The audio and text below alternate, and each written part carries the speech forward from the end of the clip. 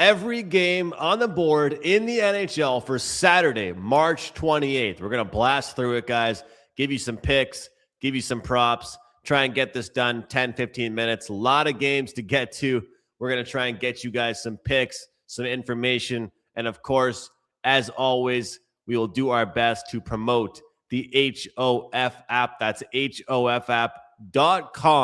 My favorite spot to use to research props, sides, totals. Love using it for everything. MLB season around is here right now, and it is unbelievable for MLB. It's great for NHL. College basketball, it works. Obviously, the HOF app is my top spot. Before we get started, you guys can use the code Andrew to get 7 free days of the HOF app and get 50% off your very first subscription. 7-0 run, guys. 7 straight NHL winners. Let's try and keep things going. Let's take a look at the Ottawa Senators and Tampa Bay Lightning here. I'll tell you what, guys. These divisional games continue to be low scoring. We're seeing unders, especially with the Ottawa Senators right now. Look, the Lightning, we know they're off a game they will not really be too happy about against the Seattle Kraken. So they're going to probably want to come out in this one pretty sharp.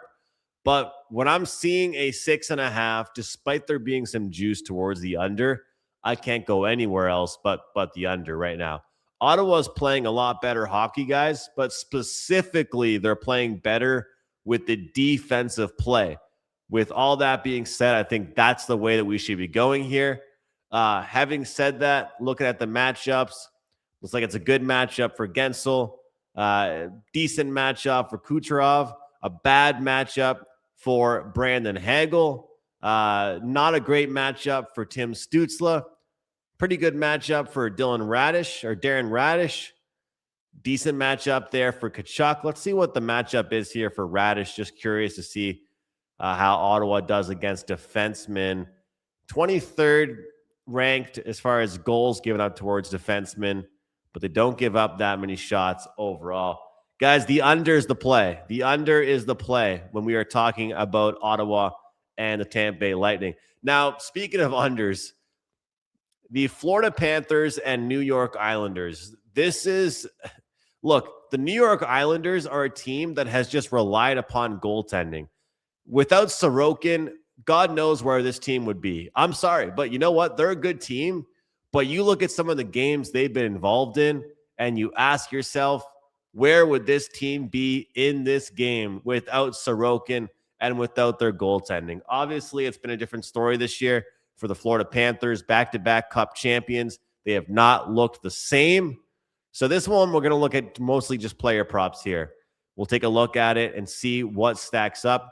As I always tell you guys, the HOF app, and I've been promoting it to you guys for a few months now, the best part about it is by far the grading system. You want to know the head-to-head matchups and all that stuff, but you want to be using the A matchups for the overs, the F matchups for the unders, all that good stuff. Let's see what the website has to say for us about Matthew Barzal here. And here's your answer.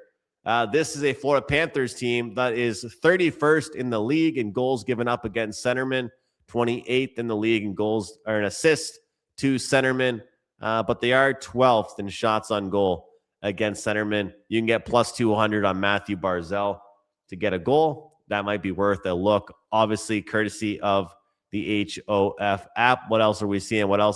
Here? Well, Bo Horvat, he's also a centerman. Could be a good day for him. We got a B matchup for Matthew Schaefer. I'm going to go ahead here and assume this team gives up shots against defensemen, and they do. This is a team that is ranked 23rd in the league in shots on goal allowed against defensemen. And I love the discrepancy there because 8th overall, but 23rd against defensemen. That tells me all I need to know. I think I'm looking at Matthew Schaefer props when it comes to Saturday's slate, because when a team is good overall, again, with something, but then bad in one certain position, it's like if a team is really good against the pass in the NFL, but they're bad against tight ends. You really want to look towards tight ends. Well, we got a matchup here where they're pretty good overall with shots, but they don't do well with shots against defensemen. Anaheim and Edmonton. Look, guys, there's no need for player props in that one. Total's at 6.5, and it's a juice minus 140. You guys can check out the HOF app on your own. This is a game I'm going to tell you I am going to be locked in on the Edmonton Oilers over 3.5 team total. Whenever these teams play, it's a battle. Whenever these teams go head to head, it's a battle. Whenever these teams have a first period, it goes over 1.5, goes over 2 goals. These teams go out there, they roll the puck, and they're 5-4, 4-3, whatever it is. 6.5 heavily juiced. Some books will have 7. Anaheim and Edmonton. Look, Edmonton just went at it with Vegas, and they went over the total. And it probably didn't even deserve to go over the total. When these two teams go head-to-head, Anaheim's given up so many chances right now. Their defensive play has not been good. Give me the over in this one. New Jersey and Carolina. This is going to be a decent game to look at for player props here. I just absolutely love what both these teams bring to the table offensively. It is a B-plus matchup for Sebastian Aho. So let's take a look at that. Look, 15th overall again for goals, but 26th overall against centerman. That's not too bad. Not too bad. Worth looking at. Something worth looking at. Let's see what else we got. Jarvis, B-plus. Jesper Bratt. Maybe look towards an under when it comes to Jesper Bratt. Because this is a team. Holy smokes, Carolina. Wow. First overall in shots on goal allowed. Second overall shots on goal allowed against left wingers. And they do not let left wingers score whatsoever. Wow, wow, wow, wow, wow. That is crazy. What else do we have? What else do we have here? Oh, we got Dallas and Pittsburgh. I'll tell you what. Pittsburgh pulled off a win against Ottawa in a shootout, but I'm going to fade them in this one here against Dallas. I like how Dallas is playing right now. Their expected goals for their last few games had just been so impressive. Their depth has been there. And even when they haven't been winning lately, they're still creating a ton of chances. I just think that Dallas is too much for Pittsburgh to handle. I know Pittsburgh's a hot team. I know Carlson's playing well. Crosby just got injured again. This is a spot where I think I'm going to rock with Dallas here, guys, on the road to get the job done. Minnesota and Boston. I'm going to tell you guys right now, Minnesota hit a couple bumps in the road. They're about to get back on track. They're a team that I like to back more at home. But in this particular spot, I want them on the road. The Boston Bruins rely a lot on goaltending. They really need Swayman to stand on his head. They need their defense to make big plays. They give up a ton of chances. The Minnesota Wild, fast puck movers, good power play. They will take advantage of the Boston Bruins. Now, this is a great prop game here with the San Jose Sharks and the Columbus Blue Jackets. Let's take a look at what we can get here. Wow, a D matchup for Celebrini. D matchup for Celebrini. Not often you can really say that, but it's an A-minus matchup for Zach Werenski. Let's check out what we've got here if my internet can catch up here for a second. There we are. Zach Werenski. Wow, okay. 27th in the league in goals against defensemen, 28th in the league in assists allowed against defensemen, 29th overall in shots on goal allowed. Maybe it is a good day for us to look at shots on goal for Zach Werenski. Any type of shot prop against the San Jose Sharks is probably a pretty good idea, guys. Seattle Kraken, Buffalo Sabres. Look, at the end of the day here, guys, second half of back-to-back. Put it this way. I'm recording this video Friday afternoon. If Buffalo loses to Detroit, I want you guys to take Buffalo on Saturday. If Buffalo beats Detroit, I want you guys to take Seattle on Saturday. It's as simple as that. Buffalo has been a fantastic team. I'm waiting for a little bit of a bump for them because right now they're superseding expectations statistically. If they do not beat Detroit, they will bounce back. But if they beat Detroit, I could see a more desperate Seattle team taking advantage of them. And remember, Seattle correlates with the under. If you like Seattle, you like the under. If you like Buffalo, you like the over in that one. Winnipeg and Colorado. I'll tell you what, guys. I'm looking at the Avalanche right now. And the last couple games for them, when you look at this matchup here, and obviously this is a rematch, but when you look at their last game, 3-2 for the Avalanche over Winnipeg, but that game should have been way, way bigger. Way, way bigger. I always say if the first game goes under of kind of a back-to-back or home and home, you take the over. If the first game goes over, you take the under in the next one. This, to me, is one of those ones where we're going to look towards the over here, guys. I mean, Winnipeg's out of the playoffs.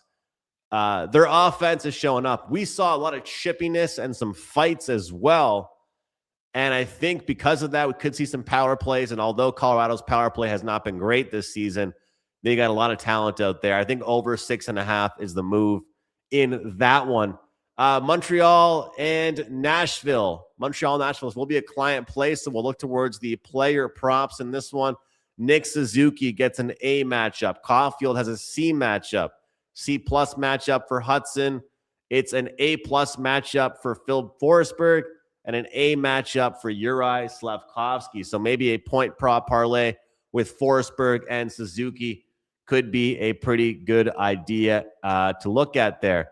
Next one we have here, guys, Toronto and St. Louis. The end of the day here, Toronto screwing their fans out of their first-round pick because all of a sudden they started winning some games once the team wants them to lose them or the fans want them to lose them. At the end of the day here, this team defensively, not good. And St. Louis, even though they're out of it, they've really turned it on. And I am respecting and I'm impressed by what they've done to close out this season. Give me St. Louis to get the job done. They're well-structured. They play the right way. They're physical. And most importantly, I find that this team is actually engaged. And Toronto, they seem checked out. Sure, one or two good games. I'm not buying it. Give me the St. Louis Blues in that one. Philadelphia Flyers, Detroit Red Wings. Flyers off a 5-1 victory. Good for them. They've looked okay as of late. They kept their playoff hopes alive. I'll tell you what, second half of back-to-back for Detroit. I look towards the over in this one, but similar to what I said in the other one with Buffalo, if Detroit wins on Friday night, I wouldn't be shocked if the Flyers could hang around. If Detroit loses, it's going to be the biggest game of the year on Saturday night for Detroit to take down Philadelphia. Not much for me on that one, but certainly interested in following that one. Utah and LA. I'll tell you what, guys, it's Utah or pass for me. Look, I had LA over Vancouver. They won 4-0, but this team had a 4-game losing streak for a reason. They're inconsistent. They're not strong. They're not reliable offensively. You pick up Panarin. They have not done enough with him. They miss Fiala big time. Utah or pass for me, but we'll see if they end up getting some momentum after beating Vancouver 4-0, but not really too impressed by anybody beating Vancouver. Vancouver, Calgary, speaking of those two teams or that team, let's look at some player props here. B- matchup for Pettersson. B- matchup for Brock Besser. C matchup for Roenick. A plus matchup for Backlund. Coronado with an A matchup. So probably a good look to look towards some Coronado or some Backlund props when it comes to that. Remember, guys, I got a 5% play going this Saturday. We have hit 7 straight NHL plays. Looking forward to a very, very big day. Low volume, 1 play a day for the most part so far, and baseball is going pretty well too. So get that 5% play or get 6 days for the price of 3 at wt.buzz/AM. All right, guys, when you look at this card, we got 1 game left. That's the Washington Capitals and Vegas Golden Knights. And I'll tell you what, this Capitals team relies way too much on goaltending. I mean, way, way, way too much on goaltending.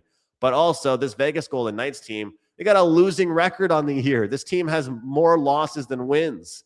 You know, you ask yourself, like, what's the deal with this team?